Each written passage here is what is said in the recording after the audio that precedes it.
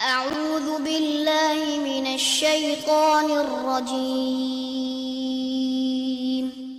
بسم الله الرحمن الرحيم الحمد لله رب العالمين والصلاة والسلام على نبينا محمد وعلى آله وصحبه أجمعين أما بعد. آج کا درس عمدۃ الاحکام کے بارے میں ہے، اور عمدۃ الاحکام حدیث کی وہ کتاب ہے جس میں صحیح بخاری اور صحیح مسلم کی احادیث جمع کر دی گئی ہیں، اور یہ وہ احادیث ہیں جنہیں فقہی احادیث کہا جاتا ہے، جن کا تعلق احکام و مسائل سے ہے، عقیدہ سے نہیں ہے، اور اخلاق و آداب سے نہیں ہے، تفسیر سے نہیں ہے، بلکہ ان کا تعلق احکام سے ہے. آج حدیث نمبر پڑھیں گے ہم 136 عن سلمة بن الأكوع وكان من أصحاب الشجرة رضی اللہ عنہم قال. سلمہ بن اکوع رضی اللہ عنہ سے روایت ہے، اور وہ اصحاب شجرہ میں سے تھے. شجرہ کسے کہتے ہیں؟ درخت کو. اصحاب شجرہ، اصحاب درخت، اس سے کیا مراد ہے؟ اس سے مراد وہ صحابہ کرام ہیں جنہوں نے ایک درخت کے نیچے کھڑے ہو کر نبی علیہ الصلوۃ والسلام کی بیعت کی تھی، جس بیعت کو بیعت رضوان کہتے ہیں. یعنی کہ نبی علیہ الصلوۃ والسلام کو مکہ سے مدینہ آئے ہوئے 6واں سال تھا. آپ نے خواب دیکھا کہ آپ بیت اللہ میں طواف کر رہے ہیں، اور کعبہ چھوڑے ہوئے آپ کو کتنے سال ہو چکے تھے؟ 6 سال. گویا کہ کعبہ کو ترس رہے ہوں گے آپ بھی اور آپ کے صحابہ کرام بھی. ہم میں سے کوئی اپنے وطن کی طرف ترستا رہتا ہے. اگر ہمیں اپنے شہر سے، اپنے گاؤں سے، اپنے محلے سے، اپنے آبائی علاقے سے دور رہنا پڑے، سال تک رہنا مشکل ہو جاتا ہے. اور یہاں 6 سال ہو چکے ہیں، اور شہر بھی کون سا؟ مکہ. تو آپ نے خواب دیکھا کہ آپ طواف کر رہے ہیں، تو آپ نے اعلان کر دیا کہ ہم عمرے کے لیے جا رہے ہیں، جس نے جانا ہے ہمارے ساتھ چلے. تو کتنے لوگ تیار ہوئے تھے آپ کے ساتھ؟ جی ایسے نہ کریں آپ لوگ. 1400. کتنے لوگ تھے؟ 1400 آپ کے ساتھ نکلے. آپ مکہ سے پہلے حدیبیہ ایک جگہ ہے، وہاں ٹھہر گئے، وہاں رک گئے. کیوں؟ کیونکہ اگر آپ مکہ میں اچانک داخل ہوتے تو مکہ والوں نے آگے سے لڑائی شروع کر دینی تھی. انہوں نے سمجھا تھا کہ شاید یہ مکہ پہ قبضہ کرنے کے لیے آئے ہیں، جب کہ مسلمان حالت احرام میں تھے، قبضہ کرنے کا کوئی ارادہ نہیں تھا، عمرہ کرنے کا ارادہ تھا. تو آپ نے حدیبیہ میں رک کر اپنے کسی نمائندے کو مکہ میں بھیجنا چاہا، جو ان سے مذاکرات کرے کہ ہم لڑنے کے لیے نہیں آئے، ہم عمرہ کرنا چاہتے ہیں، اور عمرہ کر کے واپس چلے جائیں گے، ہمیں مکہ میں داخل ہونے کی اجازت دی جائے. اب کس کو بھیجیں آپ کو اس معاملے میں جناب عثمان بن عفان سے بہتر شخص کوئی نظر نہیں آیا. وہی عثمان جو بعد میں ہمارے تیسرے خلیفہ بنے، وہی عثمان جو آپ کے ڈبل داماد ہیں. تو جناب عثمان بن عفان گئے، ان سے مذاکرات کیے، لیکن ان لوگوں نے عمرہ کرنے کی، طواف کرنے کی اجازت نہیں دی. اسی دوران یہ افواہ پھیل گئی کہ مکہ والوں نے، قریشیوں نے آپ کے نمائندے جناب عثمان کو شہید کر دیا ہے. نبی علیہ الصلوۃ والسلام کو اس پہ بہت افسوس ہوا، بہت غصہ بھی آیا کہ سفیر کو جو مذاکرات کے لیے گیا ہے اسے قتل کرنا، اس کا کیا جواز بنتا ہے؟ آپ علیہ الصلوۃ والسلام نے اعلان کیا کہ میں اپنے عثمان کا بدلہ لیے بغیر واپس نہیں جاؤں گا. جو میرے ساتھ مل کر عثمان کا بدلہ لیں گے، اس معاملے میں میرا ساتھ دیں گے، میرے ہاتھ پہ آ کر بیعت کریں، گویا کہ معاہدہ کریں. نبی علیہ الصلوۃ والسلام نے یہ بیعت کیوں لی؟ کیونکہ مدینہ سے آپ ان کو لے کر نکلے تھے لڑنے کے لیے نہیں، کیا کرنے کے لیے؟ عمرہ کرنے کے لیے. اب صورتحال تبدیل ہو گئی ہے، تو اب آپ نے کہا کہ جو میرے ساتھ لڑنا چاہے وہ میرے ہاتھ پہ معاہدہ کرے، بیعت کرے۔ تو 1400 صحابہ کرام نے آپ کے ہاتھوں پہ بیعت کی تھی، دوسرے لفظوں میں یہ موت کی بیعت تھی۔ 1400 صحابہ کرام خاص اسلحہ بھی لے کر نہیں آئے، اور مکہ والے بہت زیادہ تعداد میں، ان کا اپنا شہر، ان سے لڑنا ہے، نتیجہ نظر آ رہا ہے الا یہ کہ اللہ تعالیٰ خاص مدد فرمائے۔ تو یہ 1400 صحابہ کرام جنہوں نے آپ کے ہاتھ پہ بیعت کی تھی، اللہ تعالیٰ ان پہ راضی ہو گئے۔ قرآن میں اعلان کیا لقد رضی اللہ عن المؤمنین اذ یبایعونک تحت الشجرہ،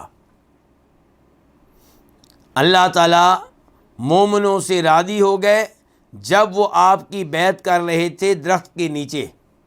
درخت کا تذکرہ قرآن میں آ گیا، اور یہ بھی کہ اللہ نے کہہ دیا کہ میں راضی ہو چکا ہوں ان پہ، اس لیے اس بیعت کو کیا کہتے ہیں؟ بیعت رضوان، کہ وہ بیعت جس کے نتیجے میں ان صحابہ کرام کو اللہ کی عظیم نعمت ملی، وہ کیا کہ اللہ راضی ہو گیا۔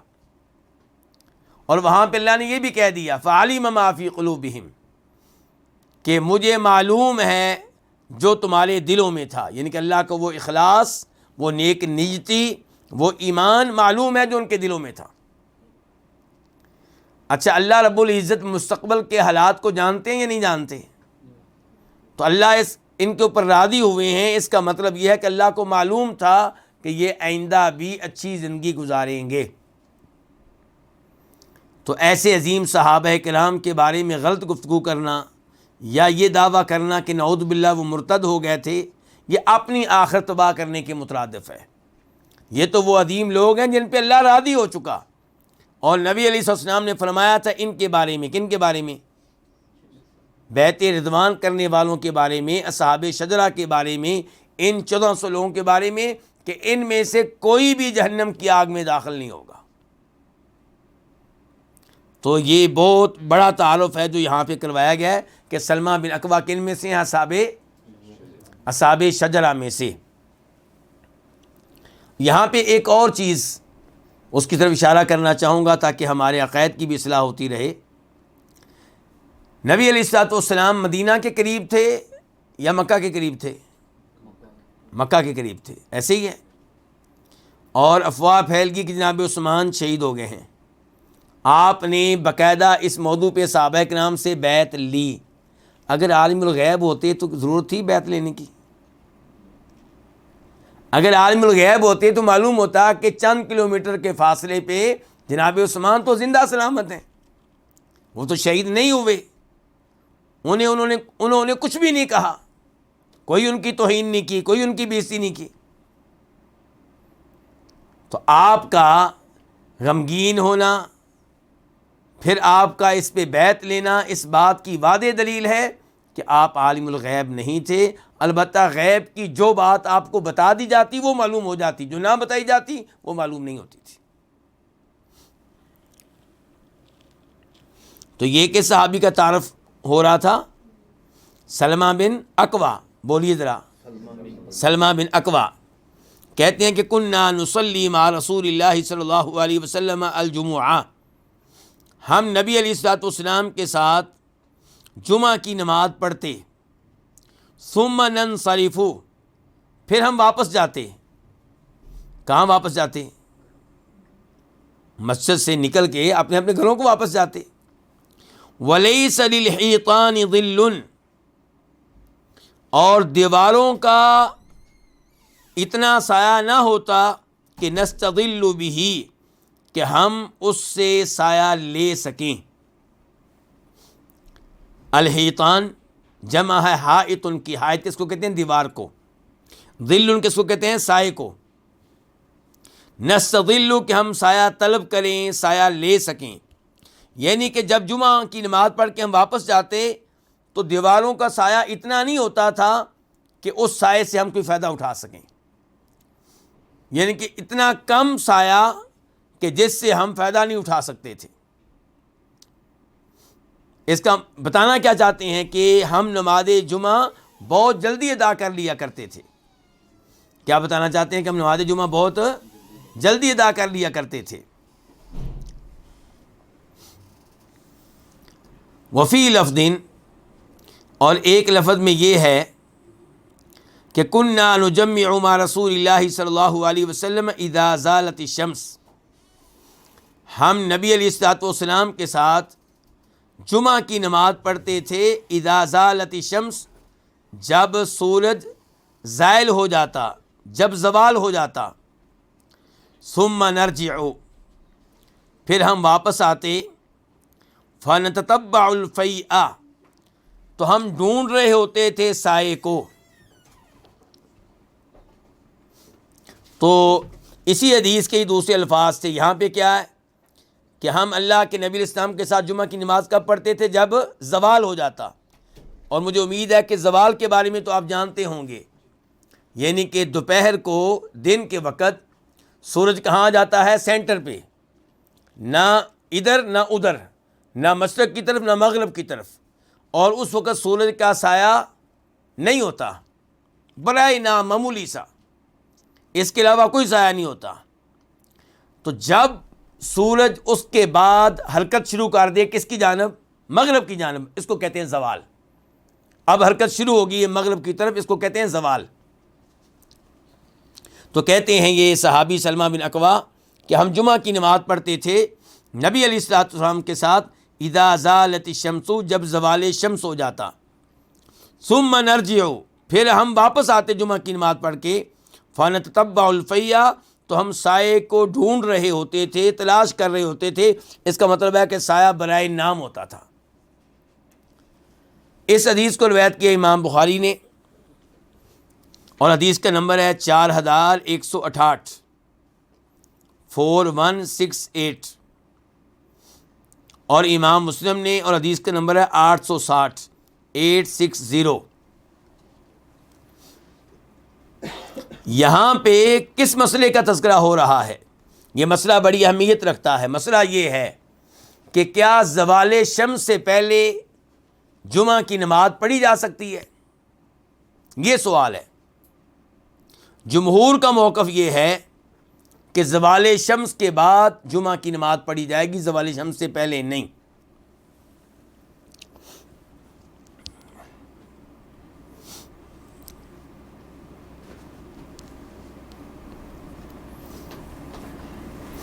ان کے دلائل ابھی میں ذکر کروں گا. اور دوسرا موقف ہے، دوسرا قول ہے امام احمد کا. امام احمد کے اس مسئلے میں کئی اقوال ہیں. مشہور جو روایت ہے اس کے مطابق ان کا موقف یہ ہے کہ زوال شمس سے پہلے نماز جمعہ ادا کی جا سکتی ہے.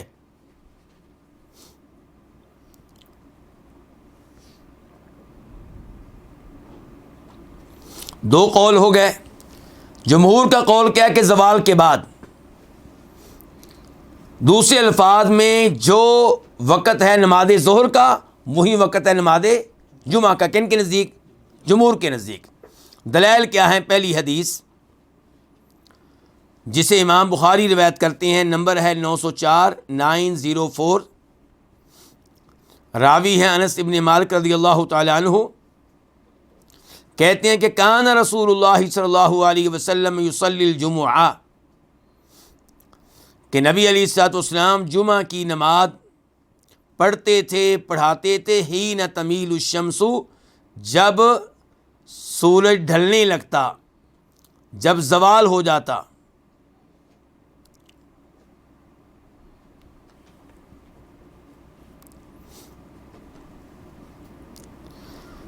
تو یہ کیا بتا رہے ہیں کہ انس بتا رہے ہیں کہ جب زوال ہو جاتا تب آپ جمعہ کی نماز پڑھاتے تھے.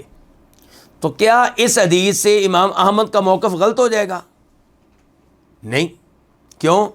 امام احمد یہ تو نہیں کہہ رہے کہ زوال کے بعد منع ہے، لیکن وہ کہہ رہے ہیں زوال سے پہلے بھی جائز ہے. تو نبی علیہ الصلوۃ والسلام زوال کے بعد بھی جمعہ پڑھتے رہے ہیں اور کبھی زوال سے پہلے بھی. کن کے نزدیک؟ امام احمد کے نزدیک. تو اس لیے یہ دلیل جو ہے یہ امام احمد کے خلاف نہیں جاتی.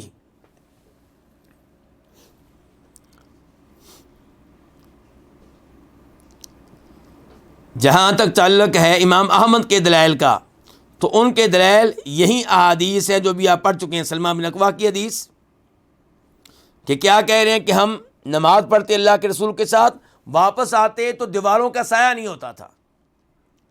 اس کا مطلب یہ ہے کہ جب آغاز ہوا ہے خطبہ جمعہ کا، اور آپ خطبہ جمعہ میں کئی دفعہ سورہ قاف کی تلاوت کرتے تھے، یعنی کہ خطبہ اس پہ وقت لگتا تھا، اس کے بعد نماز پڑھی گئی ہے، واپس آ رہے ہیں اور ابھی بھی سایہ نہیں ہے،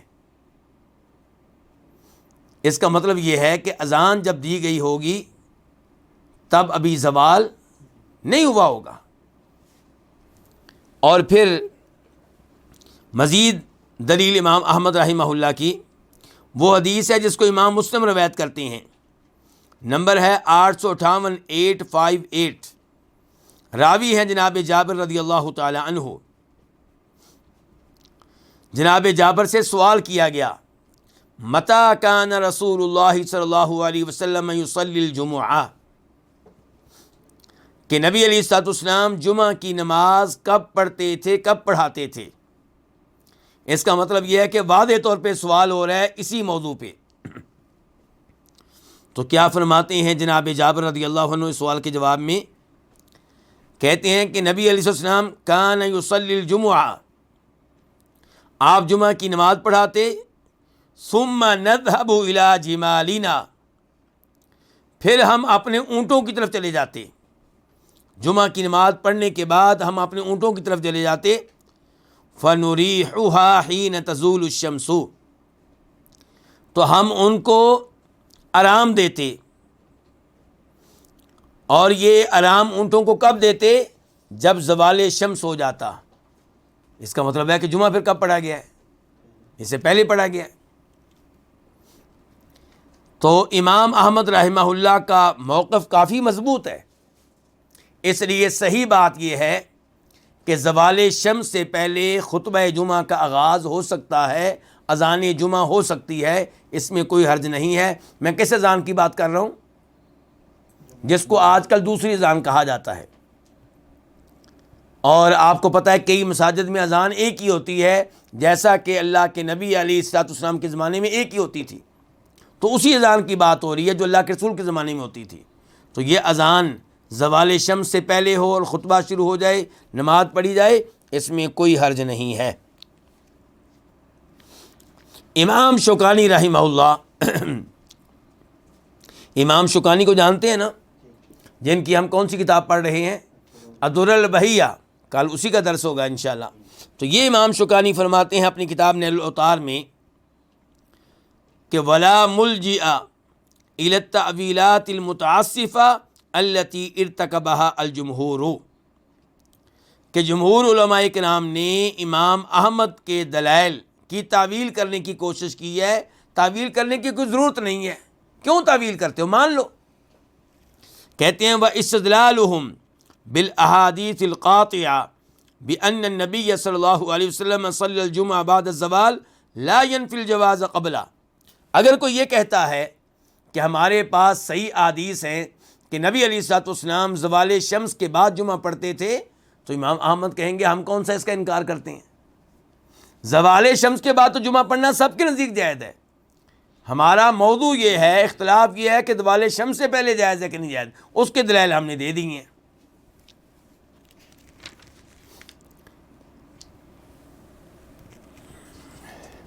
تو اب افضل اور بہتر کیا ہے کہ نماز جمعہ کب پڑھی جائے؟ زوال شمس کے بعد۔ کیوں؟ کیونکہ عام طور پہ یہی معمول تھا نبی علیہ الصلوۃ والسلام کا، اور دوسرے نمبر پہ یہ ہے کہ اس میں کوئی اختلاف نہیں ہے، اس پہ سب علماء کرام کا اجماع ہے، اتفاق ہے۔ لیکن اگر کہیں پہ کوئی زوال شمس سے پہلے اذان دلواتا ہے، خطبہ دیتا ہے، نماز پڑھاتا ہے، تو اس میں کوئی حرج نہیں ہے۔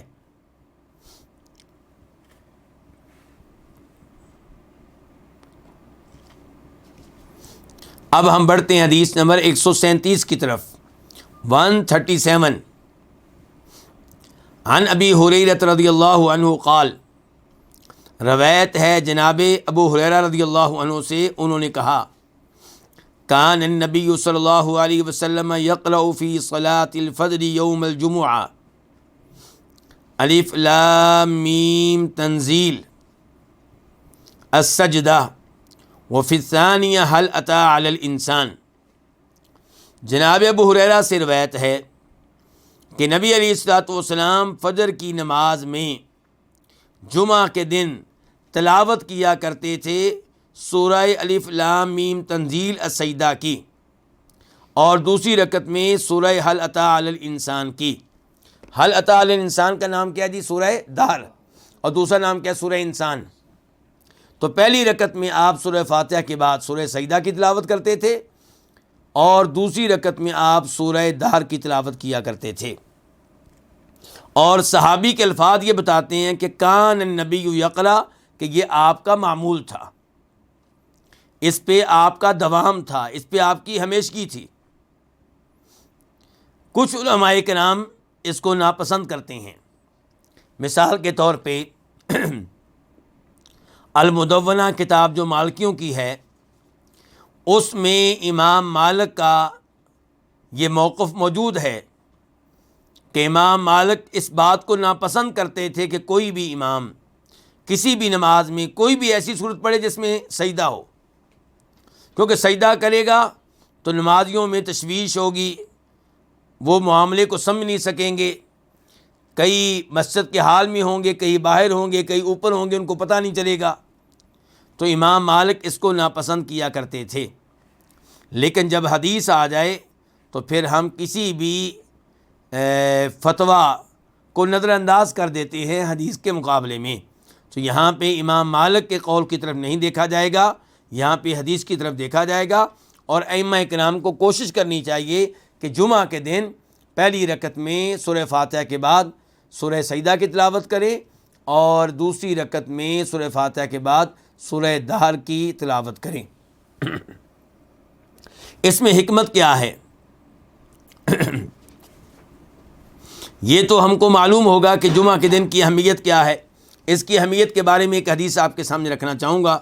مسلم شریف کی حدیث ہے، نمبر ہے 854 فرماتے ہیں نبی علیہ الصلوۃ والسلام، خیر یوم طلعت علیہ الشمس یوم الجمعہ، افضل ترین دن کون سا دن ہے؟ جمعہ کا دن۔ فیہ خلق آدم، آدم علیہ السلام جمعہ کے دن پیدا کیے گئے۔ وفیہ ادخل الجنہ، اور جنت میں وہ داخل ہوئے کس دن؟ جمعہ کا دن۔ وفیہ اخرج منہا، اور جنت سے نکالے گئے جمعہ کے دن۔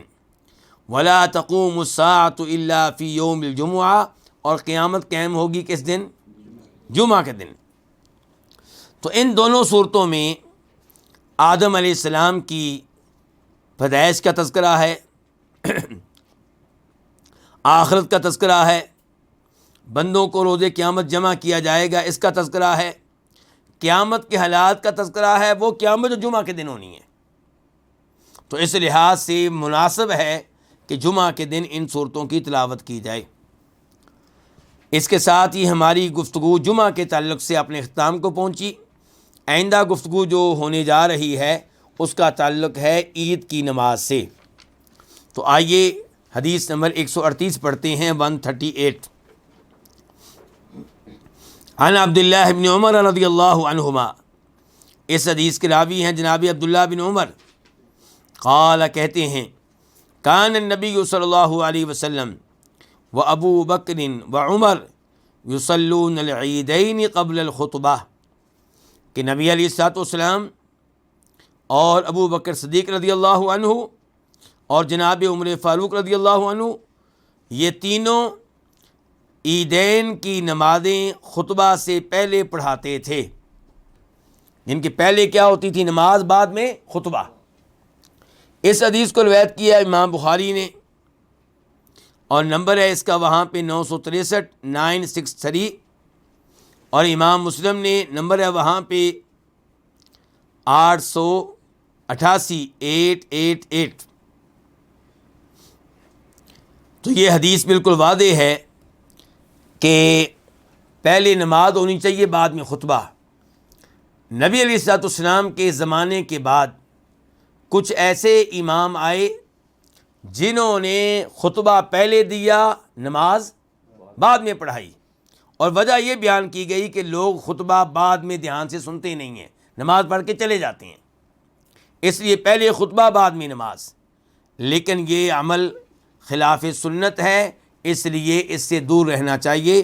اسی لیے یہ حدیث ذکر کی گئی ہے، اور اسی لیے امام بخاری نے اس حدیث کے اوپر باب باندھا ہے، باب الخطبۃ بعد العید، کہ خطبہ عید کے بعد ہونا چاہیے، ان کی نماز عید کے بعد. حدیث نمبر 139 139، راوی ہیں براء بن عازب رضی اللہ عنہ، قال، انہوں نے کہا، خطبنا النبی صلی اللہ علیہ وسلم یوم الاضحیٰ بعد الصلاۃ، کہ ہمیں نبی علیہ الصلوۃ والسلام نے عید الاضحیٰ کے دن، قربانی والی عید کے دن خطبہ دیا، بعد الصلاۃ، نماز کے بعد، یعنی کہ پہلے نماز بعد میں خطبہ. فقال، تو آپ علیہ الصلوۃ والسلام نے کہا، یعنی کہ اپنے خطبے میں کہا، من صلی صلاتنا، جس نے ہماری طرح نماز پڑھی، یعنی کہ عید کی نماز پڑھی، ونسک نسکنا، اور ہماری طرح قربانی کی، یعنی کہ جیسے ہم نے نماز پڑھی ہے ویسے نماز پڑھی، اور جیسے ہم قربانی کریں گے ویسے قربانی وہ بھی کرے. فقد اصاب النسکا، تو اس نے قربانی کو پا لیا، اس کا یہ طریقہ قربانی کے مطابق ہے، شریعت کے مطابق ہے. ومن نسکا، اور جس نے قربانی کر لی قبل الصلاۃ، نماز عید سے پہلے، فلا نسک لہ، تو اس کی کوئی قربانی نہیں ہے. فقال ابو بردہ ابن نیار، ہماری حدیث کے راوی براء بن عازب کہتے ہیں کہ ابو بردہ بن نیار نے کہا، خال البراء ابن عازب، اور یہ براء بن عازب کے کیا لگتے ہیں؟ ماموں. انہوں نے کہا، یا رسول اللہ، اے اللہ کے رسول، انی نسکت شاتی قبل الصلاۃ، میں نے اپنی بکری نماز سے پہلے ذبح کر لی ہے. وعرفت، اور مجھے یہ بات معلوم تھی کہ ان الیوم یوم اکل و شرب، کہ آج کا دن کھانے پینے کا دن ہے. واحببت، اور میں نے چاہا، ان تکون شاتی اول ما یذبح فی بیتی، کہ میری بکری وہ پہلی بکری ہونی چاہیے جو میرے گھر میں ذبح کی جائے. ہماری جو فیملی ہے، ہماری فیملی میں میری خواہش تھی کہ پہلی جو قربانی ہو وہ میرے جانور کی ہو. فذبحت شاتی، تو میں نے اپنی بکری کو ذبح کر دیا ہے. وتغدیت قبل ان آتی الصلاۃ، اور میں نے کھانا بھی کھا لیا ہے، گوشت بھی کھا لیا ہے نماز کے لیے آنے سے پہلے. قال، تو آپ علیہ الصلوۃ والسلام نے کہا، شاتک شات لحم، تمہاری یہ بکری گوشت والی بکری ہے، یعنی کہ تم نے جو جانور ذبح کیا ہے اس کا قربانی سے کوئی تعلق نہیں ہے. یہ یوں سمجھو کہ آپ نے گوشت کھانے کے لیے جانور ذبح کیا ہے، گوشت حلال ہے، آپ کھائیں، کوئی مسئلہ نہیں ہے، لیکن یہ قربانی نہیں ہے. قال، وہ کہنے لگے، کون؟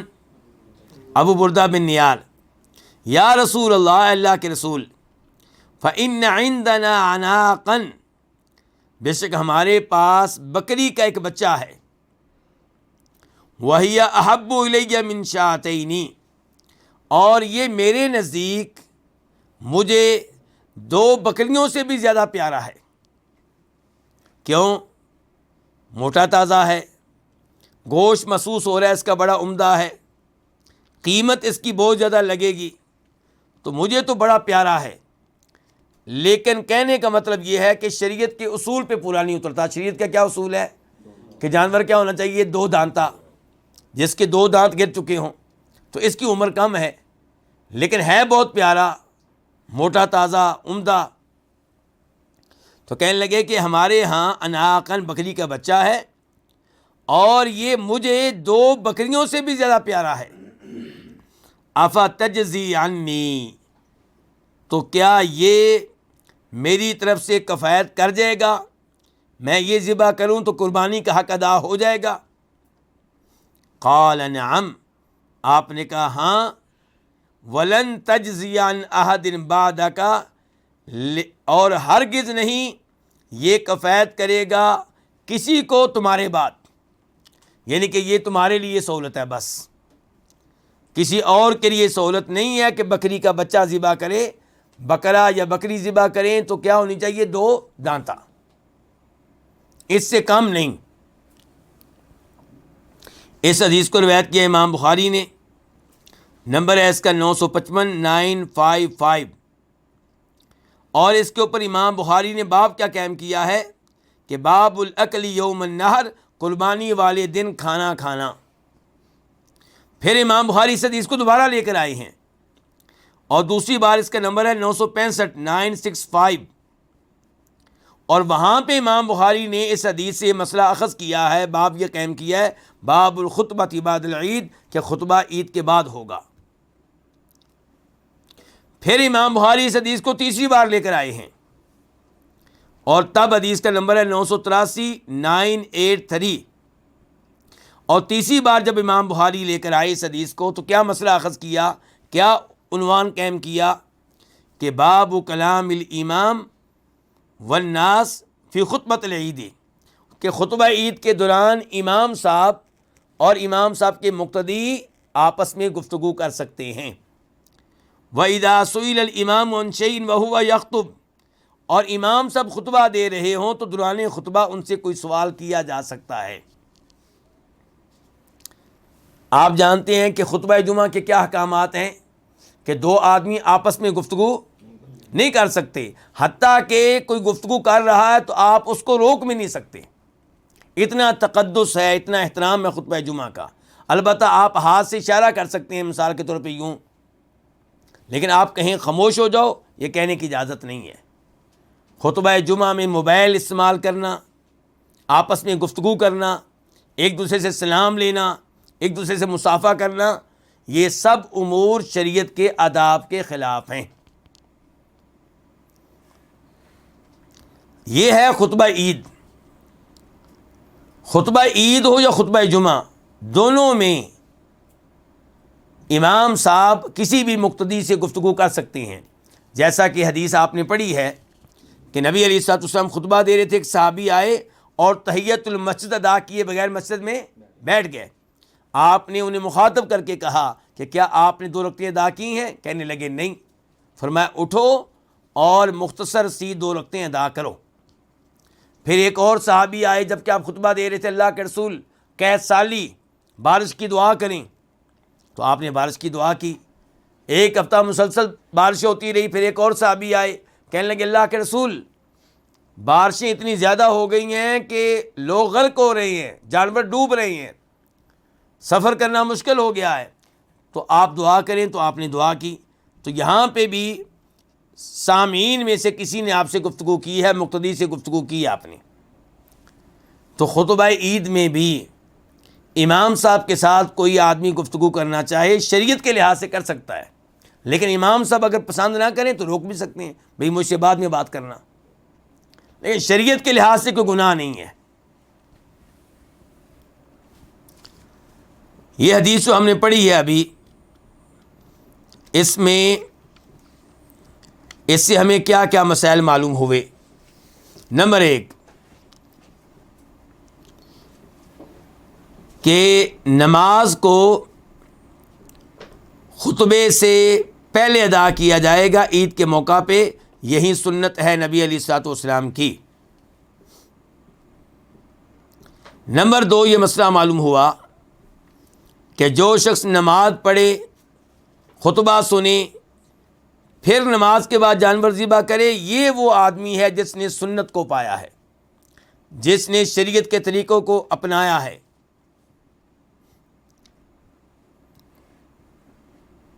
تیسرے نمبر پہ یہ مسئلہ معلوم ہوا کہ نماز سے پہلے جانور ذبح کر لیں تو ایسے آدمی کی قربانی قابل قبول نہیں ہے۔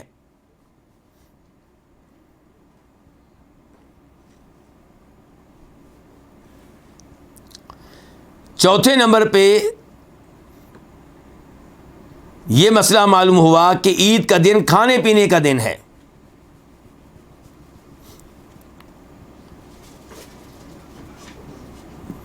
پانچویں نمبر پہ یہ مسئلہ معلوم ہوا کہ بکرا یا بکری یہ قربانی میں تب کام آئیں گے جب دو دانتا ہوں۔ البتہ یہ مسئلہ ہم سب جانتے ہیں کہ اگر کسی کو دو دانتا جانور نہیں مل رہا، کیوں نہیں مل رہا؟ پیسے نہیں ہیں یا مارکیٹ میں دستیاب نہیں ہے، تو پھر وہ بھیڑ کی جنس سے کھیرا کر سکتا ہے،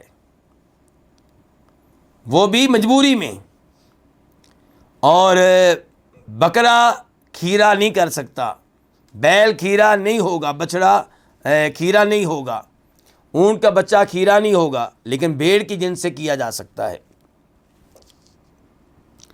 اور آخری مسئلہ جو اس حدیث سے ہمیں معلوم ہوا وہ یہ ہے کہ شریعت نے کچھ کام کرنے کا حکم دیا اور کئی کاموں سے کیا کیا؟ منع کیا۔ منع کیا جن امور سے شریعت نے، وہاں اگر انسان بھول کر کوئی غلطی کر بیٹھے یا اسے مسئلے کا علم نہیں تھا، غلطی کر بیٹھے تو گنجائش نکل آتی ہے۔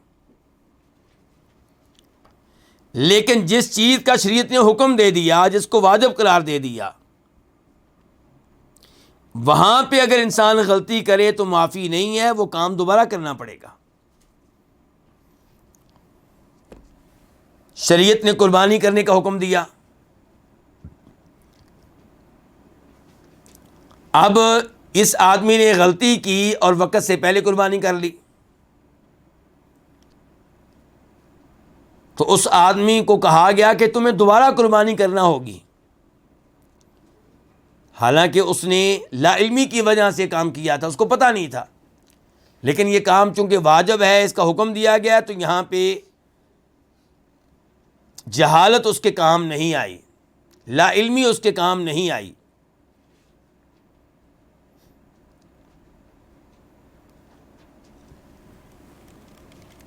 یہی صورتحال حج کی ہے۔ آپ کی توجہ چاہوں گا، حج میں کئی امور واجب ہیں اور کئی امور ممنوع ہیں۔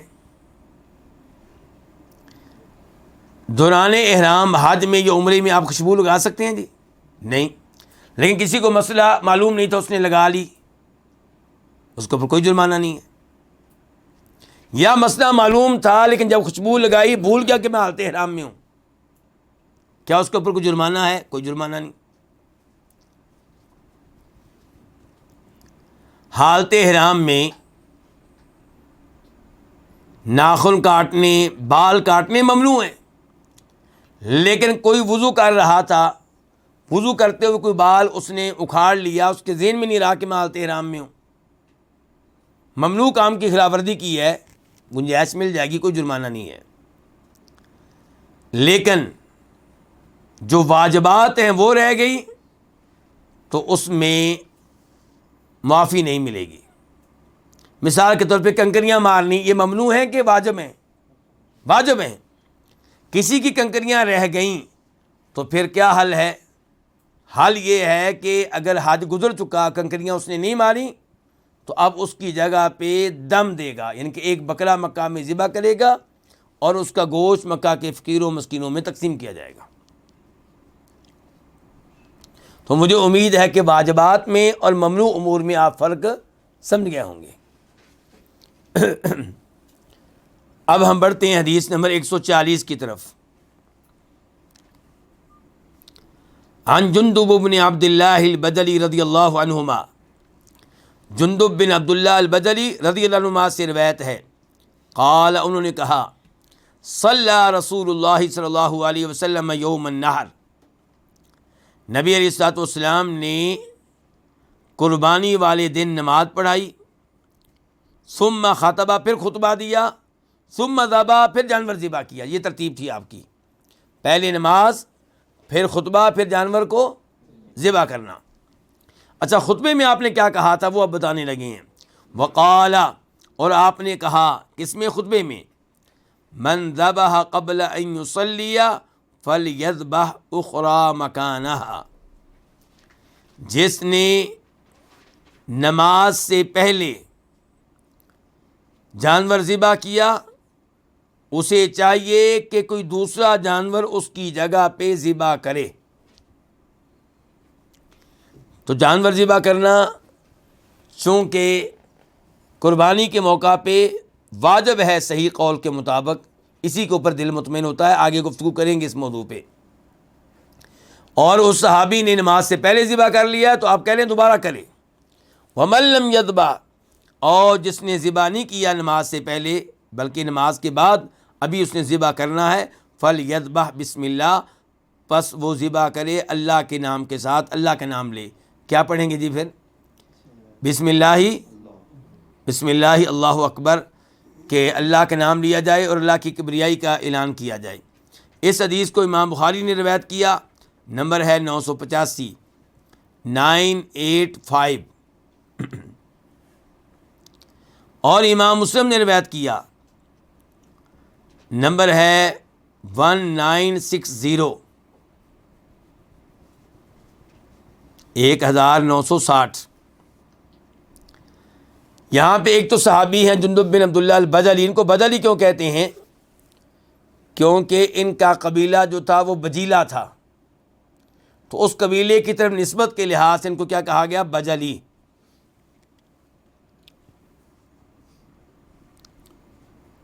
اس حدیث میں یہ مسئلہ آیا ہے کہ آپ نے اس صحابی سے کہا کہ تم دوبارہ قربانی کرو، بلکہ آپ نے عام اعلان کیا کہ جس نے بھی نماز سے پہلے جانور ذبح کیا اس کی جگہ پہ ذبح کرے. تو اب یہاں پہ سوال پیدا ہوگا کہ کیا قربانی کرنا واجب ہے یا سنت ہے لیکن واجب نہیں؟ تو امام ابو حنیفہ رحمہ اللہ، امام مالک، امام ثوری، ان کا موقف یہ ہے کہ صاحب استطاعت پہ واجب ہے کہ وہ قربانی کرے.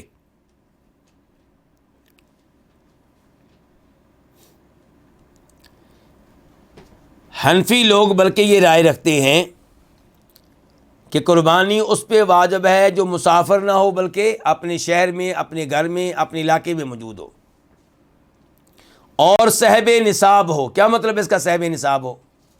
اس کے پاس اتنا مال ہو کہ زکوٰۃ اس کے اوپر واجب ہوتی ہو.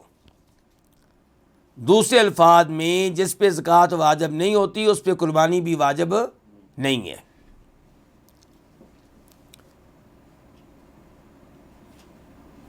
جبکہ صحیح بات یہ ہے کہ قربانی واجب ہے اس پہ جو صاحب استطاعت ہے، صاحب نصاب ہو یا نہ ہو. کیا مطلب؟ مطلب اس کا یہ ہے کہ جب قربانی کے دن آئیں گے ان دنوں میں آپ جائزہ لیں اپنے حالات کا. اگر گھر کے خرچے کے علاوہ آپ کے پاس اتنے پیسے ہیں کہ جن سے آپ بکرا خرید سکتے ہیں، اونٹ میں حصہ ڈال سکتے ہیں، گائے میں حصہ ڈال سکتے ہیں، تو پھر آپ قربانی کریں. تو یہ نہیں دیکھا جائے گا کہ زکوٰۃ آپ پہ واجب ہوئی تھی یا نہیں ہوئی تھی. اور پھر یہ بھی ذہن میں رہے کہ قربانی ایک گھرانے کے اوپر ایک ہے. کئی علماء کرام کیا فتویٰ دیتے ہیں کہ اگر خامند صاحب نصاب ہے تو اس پہ بھی قربانی، بیوی صاحب نصاب ہے تو اس پہ بھی قربانی، اور اگر کوئی بیٹا بالغ ہے صاحب نصاب ہے تو اس پہ بھی قربانی. جبکہ صحابہ کرام کہتے ہیں کہ ایک فیملی کی طرف سے ہم لوگ ایک ہی قربانی کیا کرتے تھے. اور نبی علیہ الصلوۃ والسلام نے ابو داؤد شریف کی حدیث کے مطابق جب میدان عرفات میں خطبہ دیا تھا تو آپ نے کہا تھا کہ ایک گھرانے کے اوپر ایک قربانی ہے. تو یہ ہو گیا وجوب کا موقف. ان کے دلائل میں سے ایک دلیل کیا ہے؟ اللہ تعالیٰ کا یہ فرمان، فَصَلِّ لِرَبِّكَ وَانْحَرْ، اپنے رب کے لیے نماز پڑھیں اور قربانی کریں، سورہ کوثر. لیکن صحیح بات یہ ہے کہ اس سے یہ دلیل نکلتی نہیں ہے. یہاں پہ یہ نہیں کہا جا رہا کہ قربانی کرنا واجب ہے، یہاں پہ کہا جا رہا ہے کہ قربانی جب کرنی ہے، جانور جب ذبح کرنا ہے تو رب کے لیے ذبح کرنا ہے، کسی اور کے لیے نہیں۔ البتہ دلیل کے طور پہ یہ روایت پیش کرنا مناسب ہوگا جسے امام ابن ماجہ روایت کرتے ہیں کہ فرمایا نبی علیہ السلام نے من کان لہ سعی، جس کے پاس گنجائش ہو، ولم یضاحی، پھر بھی قربانی نہ کرے، فلا یقربن مصلانا، تو وہ ہماری عیدگاہ کے بالکل قریب بھی نہ آئے۔ ہاں جی، قربانی نہ کرنے والے پہ سختی کی جا رہی کہ نہیں کی جا رہی؟ روایت ابن ماجہ کی، کچھ علماء کرام کہتے ہیں کہ یہ الفاظ نبی علیہ الصلوۃ والسلام کے نہیں ہیں، یہ الفاظ کس کے ہیں؟ صحابی کے اپنے الفاظ ہیں، ابو ہریرہ رضی اللہ عنہ کے۔ چلیں جی، مان لیا ابو ہریرہ کے الفاظ ہیں، کیا ابو ہریرہ ایسے الفاظ، ایسی سختی آپ کی طرف سے کر سکتے ہیں؟ تو اگر یہ ابو ہریرہ کے الفاظ ہیں پھر بھی مرفوع کے حکم میں ہیں۔ دوسرے نمبر پہ الفاظ کے اوپر غور کریں گے تو نبوی الفاظ نظر آتے ہیں کہ جس کے پاس گنجائش ہو قربانی نہ کرے، ہماری عیدگاہ کے قریب بھی نہ آئے۔ یہ الفاظ بول سکتا ہے یا نبی علیہ الصلوۃ والسلام یا کوئی حکمران، عام آدمی کیسے کہہ سکتا ہے ہماری عیدگاہ کے قریب نہ آئے؟ تو اس لیے ان الفاظ سے خوشبو آ رہی ہے نبی علیہ الصلوۃ والسلام کی، تو یہ آپ کے الفاظ ہیں انشاءاللہ، اور اگر ابو ہریرہ کے الفاظ ہیں تو پھر بھی مرفوع کے حکم میں ہیں۔ تو زیادہ امید یہی ہے، زیادہ راجح قول یہی نظر آتا ہے کہ صاحب استطاعت پہ قربانی کرنا واجب ہے۔ کئی لوگ اس کے مقابلے میں یہ دلیل پیش کرتے ہیں کہ جناب ابو بکر، جناب عمر قربانی نہیں کرتے تھے۔ بھئی نہیں کرتے تھے، پہلی بات تو یہی کہاں پہ آیا کہ صاحب استطاعت تھے پھر بھی نہیں کرتے تھے؟ پہلی بات تو یہ بتائی جائے۔ دوسرے نمبر پہ جناب ابو بکر، جناب عمر کا نہ کرنا ایک طرف اور یہ حدیث ایک طرف۔ وہ حج تمتع کے موضوع پہ بھی حدیث کے مقابلے میں کیا پیش کیا گیا تھا؟ جناب ابو بکر، جناب عمر کا عمل۔ تو ہم اہل الحدیث ہیں، سلفی لوگ ہیں، تو نبی علیہ السلام کی حدیث جب واضح ہو تو پھر اسی کو لیا جائے گا، اسی پہ عمل کیا جائے گا۔ بلکہ یہاں پہ کہہ دینا مناسب ہوگا کہ امام ابن القیم رحمہ اللہ نے اپنی مشہور و معروف کتاب اعلام الموقعین میں اس مسئلے پہ گفتگو کی ہے کہ صحابی کا عمل یا صحابی کے قول کی کیا حجیت ہے، اس کی کیا اتھارٹی ہے۔ تو کہتے ہیں کہ ہم صحابی کے قول کو لیتے ہیں، اسے قبول کرتے ہیں، لیکن دو شرائط کے ساتھ۔ نمبر ایک، وہ کسی نص یعنی کسی آیت کی حدیث کے خلاف نہ ہو، یہ پہلے نمبر پہ دیکھا جائے گا۔